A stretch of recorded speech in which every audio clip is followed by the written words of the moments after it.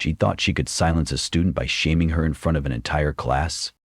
Mrs. Halverson, a seasoned high school teacher, wielded her authority like a weapon, especially when Amira Bell, a poised and brilliant new student, dared to speak uncomfortable truths. Halverson saw a quiet black girl and assumed submission, but she was wrong. Because when they picked Amira, they didn't know who they were messing with. They didn't know she was the daughter of the school principal, and that her father had been watching closely. What came next wasn't just justice, it was a reckoning.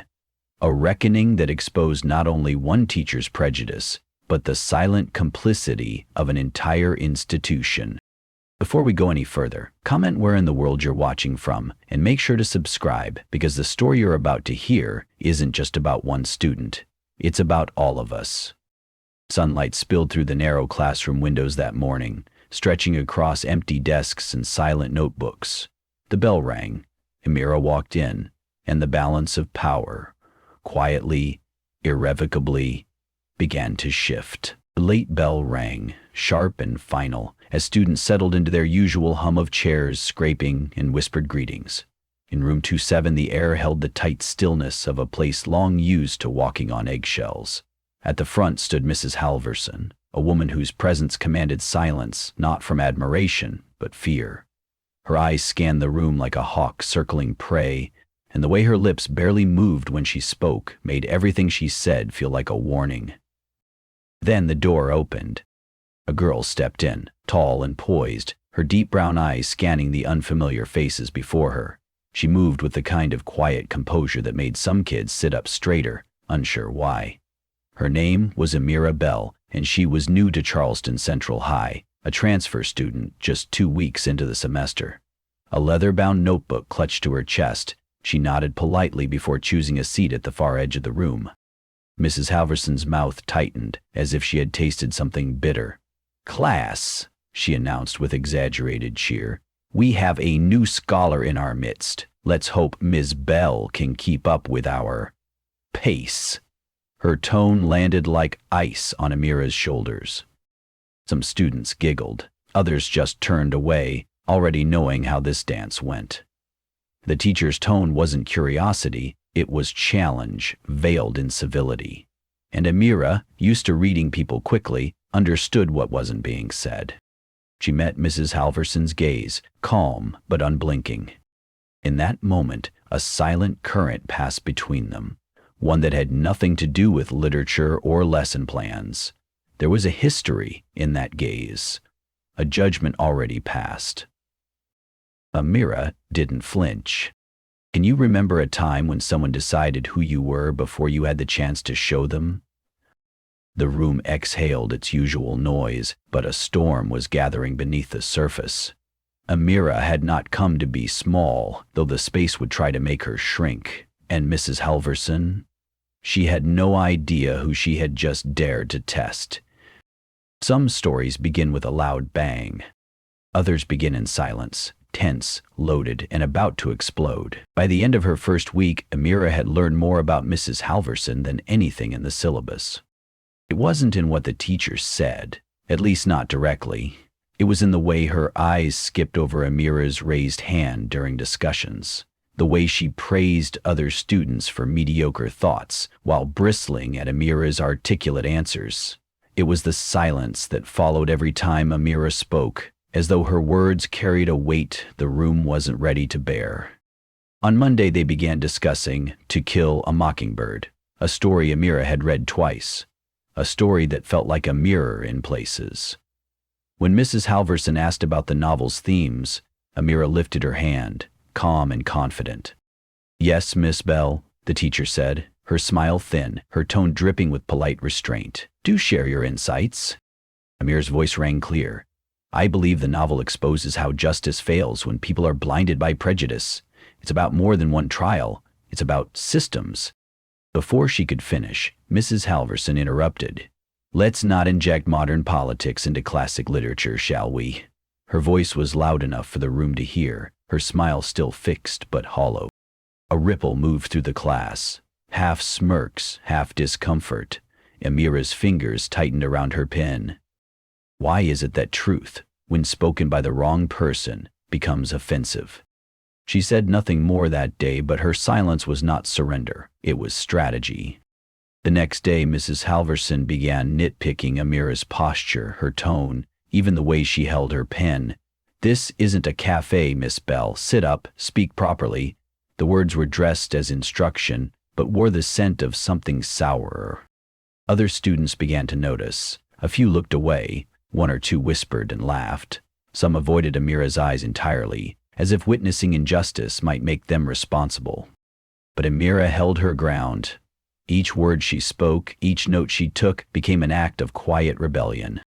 How much can a young voice endure before it breaks, or breaks through? The answer was coming. By the second week, the air in room 27 had changed. The silence wasn't just between Amira and Mrs. Halverson anymore. It had begun to spread like fog, between the students themselves. Eyes darted. Conversations stopped when Amira walked by. The tension no longer whispered. It pressed against the walls like a secret begging to break loose. Mrs. Halverson no longer masked her disdain behind false smiles. Every day brought a new way to diminish. "Ms. Bell, is that slang in your analysis?" she'd sneer, though Amira had spoken with clarity and precision. "We aim for proper English in this classroom," her words stung, not for their content, but for the implication. Amira's classmates reacted in quiet divisions. Sarah, who sat near the window, had started offering quick, sympathetic glances when the teacher wasn't looking. Others avoided eye contact altogether. And a few, like Connor and Max in the back row, had begun to mimic Mrs. Halverson's tone in hushed mockery, testing how far they could go. The injustice became routine. One afternoon, while reviewing homework, Mrs. Halverson stopped at Amira's desk. "I noticed your handwriting is rather expressive," she said, smirking. "Try to keep it legible for the sake of the graders." Amira looked up slowly. "My handwriting is clear." That quiet reply landed like thunder in the still room. Mrs. Halverson narrowed her eyes. "Watch your tone." A pause followed, long enough for everyone to feel it. For the first time, someone in the room coughed, a sound loud in the uncomfortable silence. When did holding your ground become a punishable act? Amira sat straighter, her hands still folded. She said nothing more, but inside her something was shifting. Not fear, resolve. That night, alone at her desk, she wrote in her journal, "They think they're chipping away at me, but I am not stone. I'm flame. The more they strike, the brighter I burn. Sometimes dignity doesn't roar. Sometimes it just refuses to be moved." It was the day of the group presentations, an event Amira had prepared for with care, precision, and a flicker of guarded hope. Her analysis of To Kill a Mockingbird was layered, rich with historical context and literary insight. Every quote, every argument had been cross-checked and refined late into the night. This was more than homework. It was a declaration of self-worth. As she walked to the front of the room, her project board in hand, the whispers began. Mrs. Halverson sat poised at her desk, pen in hand, eyes gleaming with the anticipation of a predator. Amira began, voice steady. "Today I'll be speaking on how the novel frames racial injustice not as an isolated event, but as a reflection of a flawed system." "Miss Bell," Mrs. Halverson interrupted, her voice syrupy and sharp, "don't you think you're overemphasizing certain aspects of the novel?" A rustle moved through the room. Some students froze, others leaned in. Amira held her gaze. "No, ma'am. I believe these themes are central. Even Harper Lee said—" "I'm well aware of what the author said," Halverson snapped, rising from her chair. Her heels clicked across the floor as she moved between Amira and the class. "What I question is why you insist on turning every discussion into a socio-political crusade." The room went utterly still. Amira's hands trembled slightly at her sides, but her voice didn't waver. Because to ignore the racial reality in this book would be dishonest, and it would silence voices that have been— "Enough," Halverson's voice cracked like a whip. "Your attitude is bordering on insubordination." The words hung in the air like smoke. Have you ever watched someone be punished not for doing wrong, but for daring to speak truth? Amira gathered her materials, her heart hammering in her chest, and returned to her seat under the weight of 50 stares, some filled with shame, others with curiosity, a few with cruel delight. But inside her something held, a truth that wouldn't be crushed by humiliation. Sometimes the most dangerous thing you can do in a broken system is speak with clarity. The day after the disastrous presentation, the atmosphere in room 207 was electric, charged with whispers, sideways glances, and something almost like anticipation. Amira sat quietly at her desk, notebook open but untouched. Her body was still, but her mind raced. Mrs. Halverson, meanwhile, paced the room like a lioness before a kill, wearing a smirk that reeked of premature victory. "Class," she said, pausing dramatically, "I've scheduled a parent-teacher conference regarding Miss Bell's behavior and academic challenges. I imagine her parents will be very interested in hearing about her difficulties." A few students shifted uncomfortably. Sarah looked at Amira, her brow furrowed with guilt. Others chuckled under their breath, the cruelty thinly masked as curiosity. But Amir didn't flinch. Then it happened. A sharp, deliberate knock at the door broke the tension. Mrs. Halverson straightened, annoyed. "Come in," she called, still halfway through her gloating monologue. The door swung open, and in stepped a tall, composed man in a dark suit, his stride calm, eyes scanning the room with quiet command. A ripple of recognition passed through the class. It was Dr. Elijah Bell. The principal? Mia's father. Mrs. Halverson's face remained smug, for a beat too long. "Ah, Dr. Bell, what a surprise," she said, then laughed lightly. "I assume you're here about the conference with Miss Bell's family. You'll be pleased to know, oh, of course, no relation to our Miss Bell." There was a pause. Dr. Bell turned slowly to face her. "Actually, Mrs. Halverson," he said, voice even but laced with steel, "Miss Bell is my daughter." The classroom fell into stunned silence. How quickly does certainty turn to fear when power shifts in the room? Mrs. Halverson paled, her mouth opening and closing, words lost before they could form. Students looked from Amira to the principal, then back again, pieces snapping into place. Dr. Bell's eyes swept the class, then rested gently on his daughter. He offered her a nod, subtle but full of pride. In that single gesture, Amira felt something she hadn't in weeks. Safety.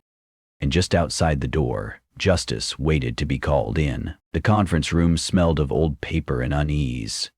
Mrs. Halverson sat stiffly across from Dr. Bell, her smile now brittle, her confidence unraveling at the seams. She clutched a manila folder. Amira's supposed performance concerns, as if it might shield her from what was coming. Dr. Bell, still composed, gestured calmly. "Go ahead, Mrs. Halverson. I'm listening." With forced poise, she launched into a tirade masked as concern. "Frankly, Amira is disruptive.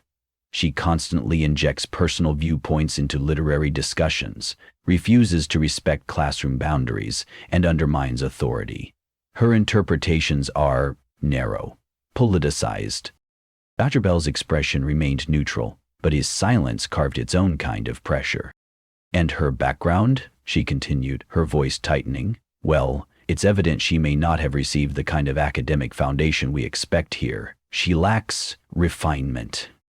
He finally spoke. "Do you know what you've just revealed?" His tone didn't rise, but each word struck like a drumbeat. Not only a deep bias, but a failure to recognize what true education demands: critical thought, not quiet compliance. Mrs. Halverson blinked. I didn't mean—" "You did," he interrupted, not unkind, but firm. "You meant every word, and more than that. You acted on them, repeatedly. What do you do when you realize the person with power over you never saw your worth in the first place?" Mrs. Halverson stammered, voice faltering. "I didn't know she was your daughter." "That's the problem," D. Bell said, his voice colder now. because it shouldn't matter. Every child in that room deserves dignity, whether their father is the principal, the janitor, or nobody at all. For a moment, silence swelled between them, thick, suffocating, undeniable. Outside the glass wall of the conference room, the hallway buzzed with the ordinary rhythm of school life. But inside, something profound was shifting. A woman was being forced to see her reflection, and what stared back was not professionalism, but prejudice. Justice, when it arrives, often sounds quieter than we expect. But it is never soft. The next morning, Charleston Central didn't feel quite the same. There was no official announcement, no ringing bell to signal the change, but students could sense it. The silence that had once cocooned room 207 had ruptured.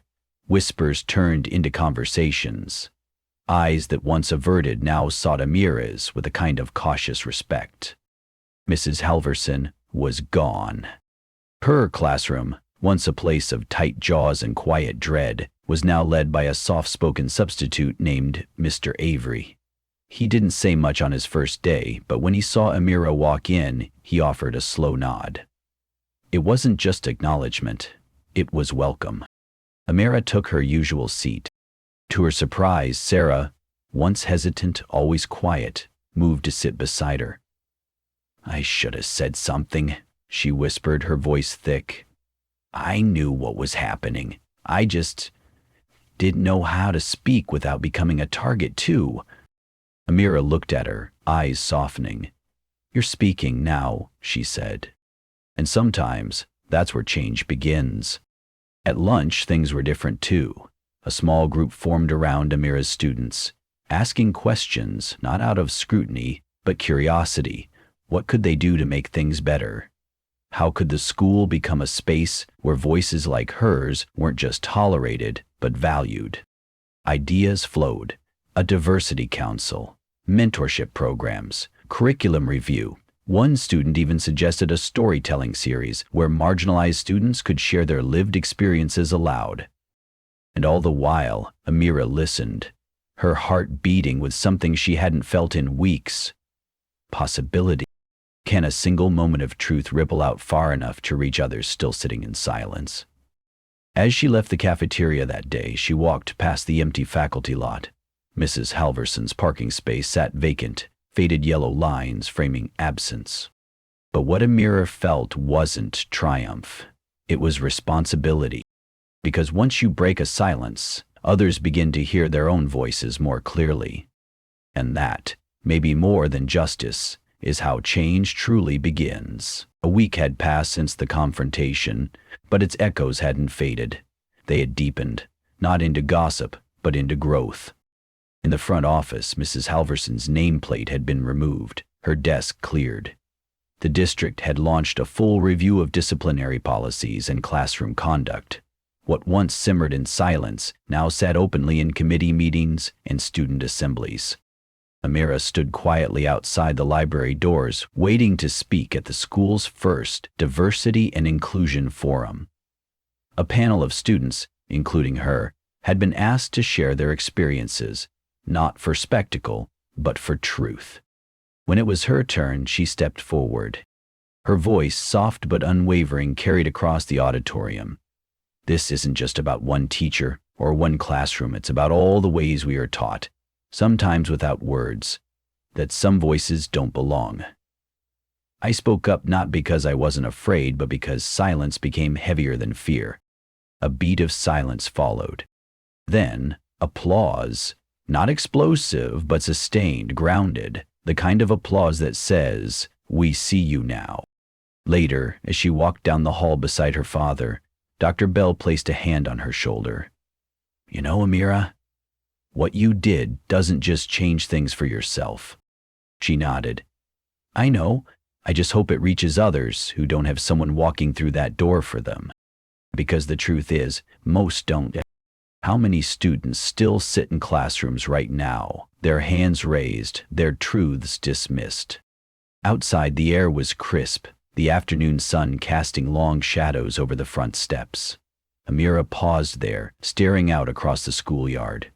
So familiar, yet somehow changed. she wasn't just walking forward now. She was being followed by others, finding their own courage. The system hadn't broken in a day. It wouldn't heal in one either. But something had cracked, and through that fracture, light had begun to pour in. And Amira Bell? She would not let that light go out. Sometimes change doesn't come with a loud voice or a raised fist. Sometimes it begins with a quiet girl who refuses to lower her hand. Amira's story reminds us that dignity doesn't always look like defiance. It can look like stillness in the face of cruelty or grace in the face of mockery. Many of us, especially those who've lived long enough to know how systems can fail, have seen what happens when prejudice hides behind professionalism. But what Amira showed was that truth, when held gently but firmly, has the power to expose even the most polished injustice. In our own lives, we may not stand in front of classrooms anymore, but we still sit in rooms where silence can feel safer than speaking up. What if, instead of turning away, we chose to listen, to support, or to say, "That's not right"? Because courage isn't about having power. It's about using our presence to make others feel seen, safe, and valued. And that, at any age, is something we all can still do. Amira stood alone beneath the old oak tree just outside the school courtyard. The wind moved gently through the branches above her, scattering sunlight across her face like quiet blessings. There was no applause, no crowd, just breath, steady and sure, and the peace of having stayed true to herself. That, too, is a kind of power, the kind that doesn't shout, but still changes everything. In the months that followed, the school began to rebuild not just policies, but culture. Students who once stayed silent began speaking up. Teachers listened more carefully. And Amira? She continued forward, not to prove herself, but to ensure that no student would ever again have to choose between truth and belonging.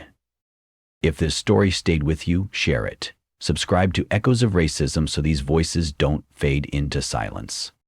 In the meantime, I've chosen 2 stories I think will move you just as much. Take care, and we'll see you soon.